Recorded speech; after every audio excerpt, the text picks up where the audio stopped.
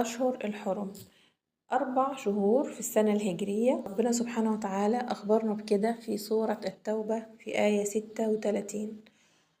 وسبحان الله هي أشهر حرم لأن كان محرم فيها القتال، وربنا بيأمرنا فيها إن احنا ما نظلمش أنفسنا في الأشهر دي. ايه الأشهر دي؟ بتبدأ من شهر ذو القعدة وذو الحجة وشهر محرم وشهر رجب. يبقى نتجنب فيها المعصية، وإن احنا نظلم نفسنا، سواء بنظلم نفسنا بقى أو بنظلم الآخرين. نبتعد عن المعاصي لأن الحسنات بتتضاعف، والطاعة برضو سبحان الله لازم نزود منها، والسيئات برضو بتتضاعف.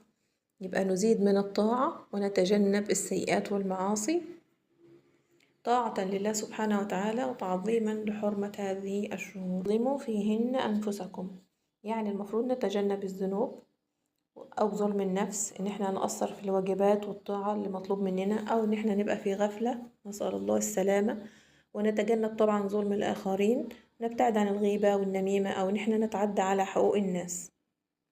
نزيد بقى من الطاعة، من الصدقات، من الصيام، من الذكر وبر الوالدين.